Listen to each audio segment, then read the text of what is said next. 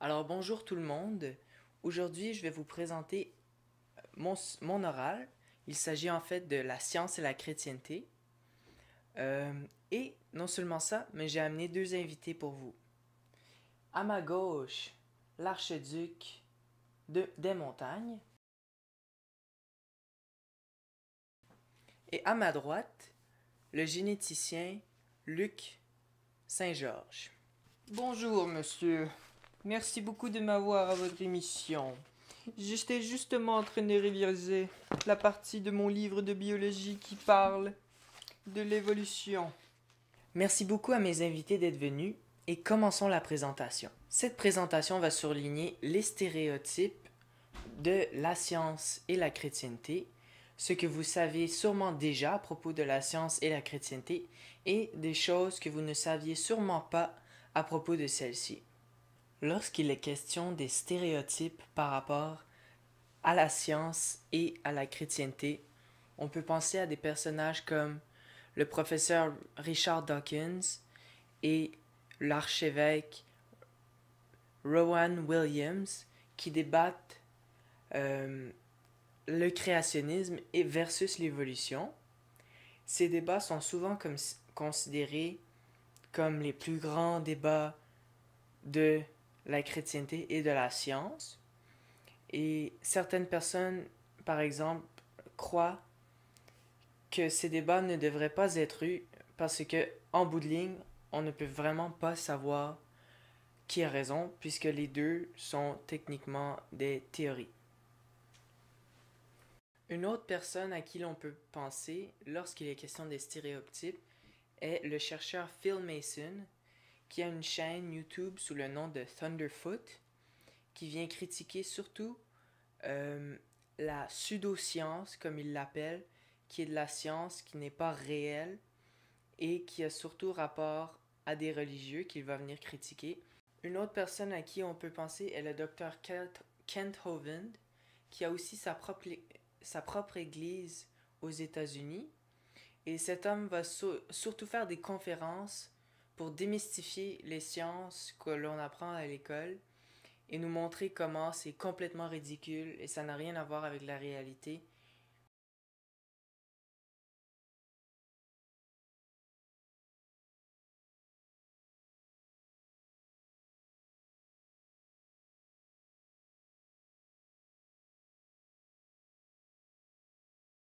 Mais non, cela ne peut tout simplement pas être possible.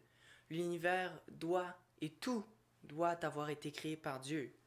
Prenez par exemple une banane.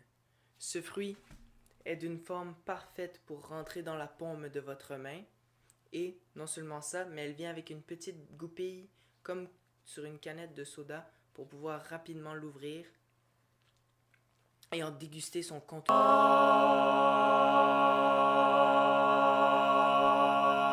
Mes enfants, cessez de vous battre. Tous deux, vous pouvez coexister sans avoir à vous battre. En effet, ni l'un ni l'autre n'a plus raison que l'un ou l'autre. Apprenez à vous aimer et à coexister.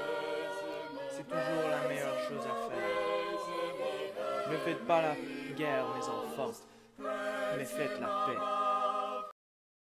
Lorsqu'il est question de la science et la chrétienté, on peut souvent s'en douter que, contrairement à ceux-ci qui sont des fondamentalistes qui ne font qu'analyser les textes comme de la Bible, comme M. Kent Hovind, ou l'archevêque, ou bien sûr le chercheur Phil Mason et le généticien Richard Dawkins, ceux-ci sont des faits extrêmes et des chrétiens fondamentalistes.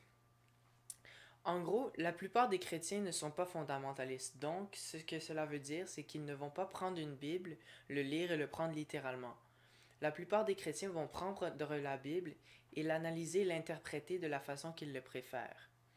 Donc, lorsqu'il est question des sciences et de la chrétienté, la plupart des chrétiens vont juste dire que la Bible explique une manière de pourquoi une certaine chose se produit, tandis que les gens vont aussi dire que les sciences tentent plutôt à expliquer le comment de la chose. Notamment, dans les sciences et la chrétienté, beaucoup de chrétiens ont fait des avancées dans la science qu'on semble oublier qui ont été faits par eux. Par exemple, Gregor Mendel, qui est considéré comme le père de la génétique, a fait ses avancées en prenant des poids et en étudiant les caractéristiques de l'hybridisation de ces poids. Aussi, une des plus grandes théories que les scientifiques viennent mettre pour essayer de combattre la chrétienté et montrer comment la chrétienté est incorrecte est la théorie du Big Bang. Mais en fait, cette théorie a été développée par un chrétien.